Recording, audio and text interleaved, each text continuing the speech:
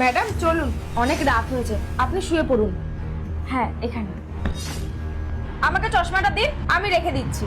হ্যাঁ হ্যাঁ দাঁড়া।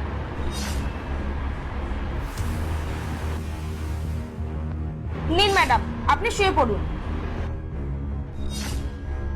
ব্যাস, ম্যাডাম শুয়ে পড়েছে, আমি তো আমার কাজটা করে দিয়েছি, এবার বাকি কাজটা বৌদি করবে। যাই গিয়ে বৌদির কানে একটু বিষ ঢেলে আসি। ম্যাডাম, আপনাকে একটা কথা বলবো? হ্যাঁ বল না। আমার মনে হচ্ছে না আপনার বর আর আপনার বোনের মধ্যে কোনো সম্পর্ক আছে। কিসব কথাবার্তা বলছিস তুই? তোর মাথা ঠিক আছে তো? এইসব নোংরা কথাবার্তা তুই চিন্তা করছিস কি করে? আরে ম্যাডাম, আমি সত্যি কথা বলছি। আমি ভাবলাম যে আপনি হয়তো ঘরে আছেন, তাই আমি আপনাকে জল দিতে গেছিলাম। আর জল দিতে গিয়ে দেখছি আপনার বোন আর আপনার বর একসাথে একই বিছানায় শুয়ে আছে। তুই সত্যি কথা বলছিস? হ্যাঁ ম্যাডাম, আমি সত্যি কথা বলছি, নালে আপনি নিজে গিয়ে একবার দেখে আসুন। সে তো আমি দেখবই।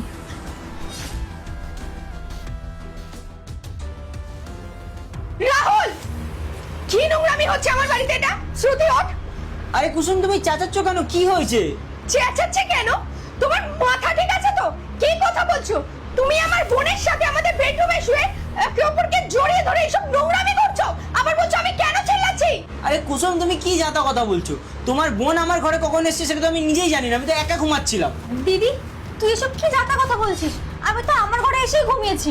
একদম নাটক করবি না, বুঝতে পেরেছিস তো? অন্ধ বলে এটা সুযোগ নিচ্ছিস না, এইভাবে আমার সংসারটা ভাঙার চেষ্টা করছিস। নিজে অকেজো বলে নিজের দিনের সুখ তো সহ্য হয় না। আমার হাজবেন্ডের বেডরুমে শুয়ে তাকে জড়িয়ে ধরে আছিস, আর কি বলছিস তুই তোর ঘরে গিয়ে শুয়ে রয়েছিস? তোর বোধহয় কোথাও একটা ভুল হচ্ছে। আমি তো জানি না এটা কার রুম, আর মন্দিরে তো আমাকে এখানে এসে শুইয়ে দিয়েছে, আর আমি জানি না জামাইবাবুর রুম কি আমার রুম। আমি তো শুয়ে পড়েছি এখানে এসে। এ বাবা, না না, ও মিথ্যা কথা বলছে, আমি তোকে এখানে আনিনি। ম্যাডাম, ও না মিথ্যা কথা বলছে। আজকে আমি গরিব বলে আমার উপরে যা ইচ্ছা তাই দোষ চাপাচ্ছে, আর আমি কেনই বা এখানে আনতে যাব? আর যদিও বা আমি আনতাম, আমি কি আপনাকে গিয়ে বলতাম বলুন? তুই একদম ঠিক কথা বলেছিস। ও গরিব মানুষ বলে ওর উপরে সব দোষ চাপিয়ে দিবি, তাই না? ওর কি স্বার্থ আছে রে? ও কেন নিয়ে এসে আমার হাজবেন্ডের পাশে তোকে শোয়াবে?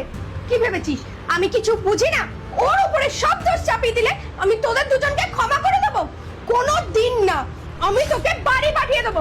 মাকে কল করছি আর বলছি তোর এই নোংরামির জন্য আমি তোকে আর আমার বাড়িতে রাখতে পারবো না।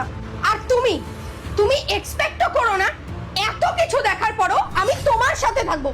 তোমার মতন পুরুষের সাথে সংসার করার থেকে ভালো আমি সারা জীবন একা থাকবো।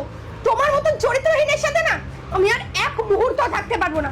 আমি তোমাকে ডিভোর্স দেবো। আমি এই মুহূর্তে তোমার বাড়ি ছেড়ে চলে যাচ্ছি। তোমার আমার বোনকে এতই পছন্দ তো তুমি ওর সাথেই থাকো।